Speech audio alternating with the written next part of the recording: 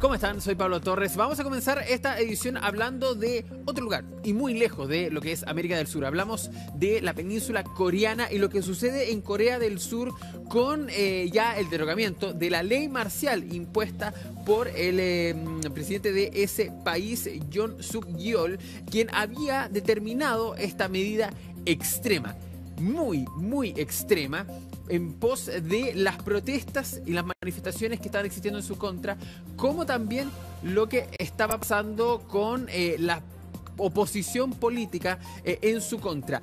La medida de ley marcial que duró menos de 7 horas finalmente y que fue derogada por el parlamento de ese país, en pos de lo que dice justamente la Constitución de Corea del Sur, que es la ley marcial puede ser impuesta por el presidente, pero finalmente es el parlamento el que puede ratificarla o pedir esta derogación.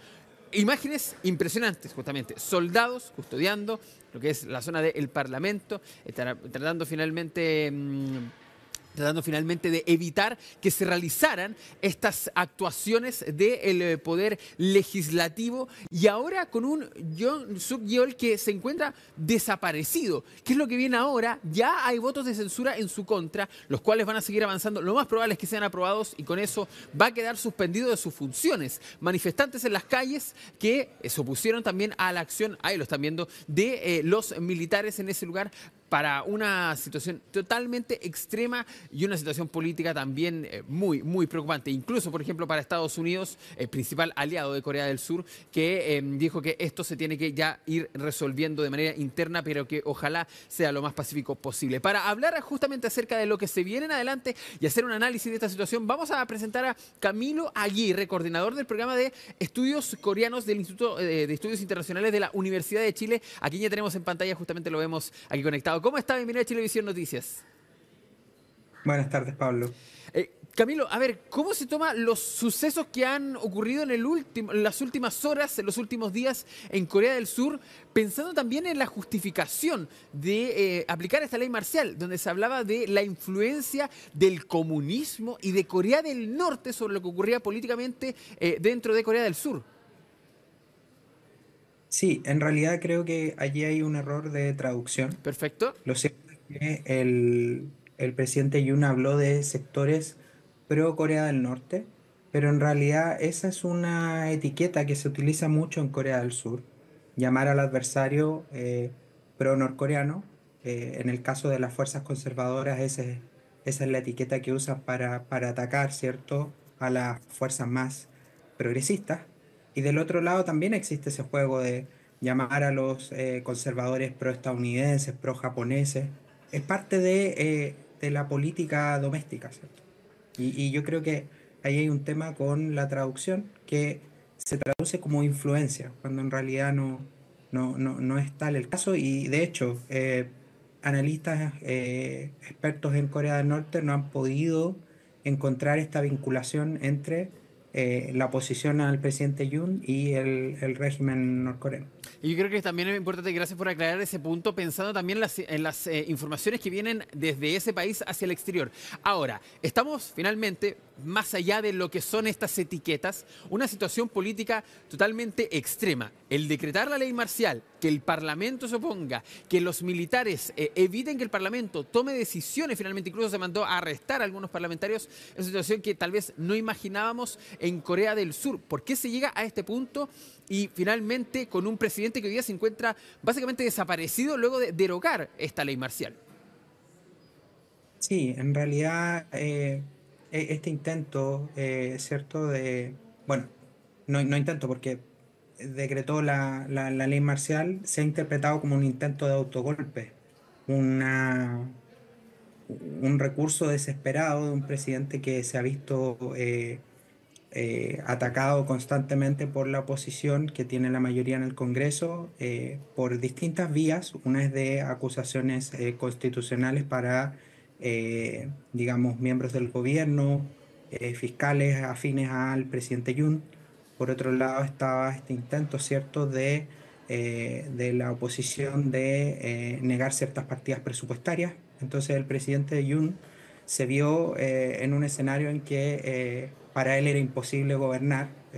Esto no son mis palabras, sino que la justificación del presidente Yoon para invocar la ley marcial, ¿cierto? Exacto. Y entonces él tilda a estos grupos como antidemocráticos y pro-norcoreanos y procede a invocar esta ley marcial. Ahora, Em, sí, es sí. que, es que hay un punto, Camilo, que usted no nombraba. Finalmente, las razones que él entrega de que no podía gobernar, de que había una oposición constante, de que básicamente había un bloqueo. Pero aún así, el nombramiento de la ley marcial es bastante acotado. Estamos hablando de una crisis parecida a la de un conflicto bélico. Así finalmente lo define la Constitución a grandes rasgos, parafraseando finalmente. Aquí no se daba ninguna situación, más allá de lo político, no había una situación bélica, no había gente armada en las calles. Entonces podríamos hablar de que además de lo que es su ya casi acabado futuro político, el presidente Yoon podría también ver consecuencias judiciales al no respetar la Constitución, por ejemplo. Sí, de hecho la Corte Suprema de Corea está investigando, digamos, la invocación de la ley marcial y si ésta se ajusta a la Constitución de la República de Corea. Perfecto, ya, eso también es bastante importante considerarlo. Una Corea del Sur que si bien siempre se ha visto como la ordenada de lo que es la península versus Corea del Norte, con lo que sabemos las diferencias que tienen y también el conflicto que tienen entre ellas y además los aliados, ha tenido crisis políticas en el último tiempo, variadas. Acusaciones de corrupción que no han acabado. ¿Qué es lo que está pasando justamente en la política de Corea del Sur? Que además llegó a este punto, tal vez son hechos aislados o son hechos distintos, pero que a lo largo del tiempo tienen un factor en común, que es el tema de la corrupción, finalmente. Sí, efectivamente, tiene que ver básicamente con la experiencia de Corea del Sur como un estado. De repente nosotros pensamos que Corea ha estado desde siempre porque se le asocia a los reinos antiguos, pero en realidad Corea del Sur es un estado moderno, ¿cierto? Que surge en el año 48 de un contexto de primero ocupación japonesa, de una colonización y después de una ocupación conjunta de fuerzas soviéticas y norteamericanas. Entonces estamos con un estado, nación moderno, que tiene instituciones que, digamos, no tienen la trayectoria o la madurez de otras democracias. Entonces a veces nos olvidamos de eso. El éxito que ha alcanzado Corea en el desarrollo económico, ¿cierto? Industrial, en las exportaciones y ahora lo vemos mucho con los productos culturales, nos hace pensar que se trata de un país muy desarrollado y hay autores que trabajan esa idea de que en el fondo esto es como una cáscara, pero lo que demora que madure son precisamente las instituciones. Hay una conciencia de que se debe salvar la democracia, ¿cierto? Pero el otro problema es, bueno, ¿qué hacemos con estas influencias externas? Corea del Sur tiene conglomerados enormes. eh, de hecho, hay un apodo para Corea del Sur que es la República Samsung. Entonces, ¿cómo lidian con eso? ¿Cómo se puede gobernar en un contexto donde estos grupos económicos van a tener una influencia? Exacto, y también recordando la historia, golpes de Estado que ha existido antes en Corea del Sur finalmente, incluso que el último de 1979 que llevó a la aplicación de la última vez de la ley marcial, da cuenta de estas evoluciones que usted decía, estos ensayos, errores finalmente, ir probando cómo se crea o cómo se mantiene a la mayor pulcritud en este Estado democrático. Ahora, Camilo, ¿qué pasa también en la península? Pensando en no solo las visiones de ambas Coreas, Estados Unidos por un lado y por el otro China, Rusia muy cerca de Corea del Norte, pensando también en las asistencias en la guerra contra Ucrania, se podría ver un debilitamiento en la casi nula estabilidad que existe en la península, pensando en distintas pruebas, ensayos, amedrentamientos que han existido entre ambas naciones. Bueno, en realidad el panorama es muy complejo, pero si yo lo tuviera que acotar y poner la atención a algo en específico, sería a la política coreana de la administración de Donald Trump, de la administración Trump. Creo que él fue muy claro en el gobierno anterior de que le molestaba mucho el costo que tenía para los Estados Unidos mantener tropas estacionadas, tropas norteamericanas, ¿cierto?, estacionadas en la península y él quería traspasarle ese costo al gobierno surcoreano, algo que en realidad no es viable. Entonces hay que ver ahora si él va a insistir con esto o no.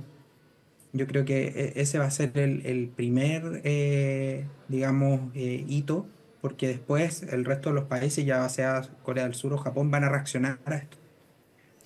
Esto va a poner a prueba esta alianza trilateral que existe entre Japón, Corea del Sur y los Estados Unidos. Sin, Por lo general, cuando Estados Unidos abandona el este de Asia, se produce un mayor acercamiento, hermanamiento entre Corea y Japón.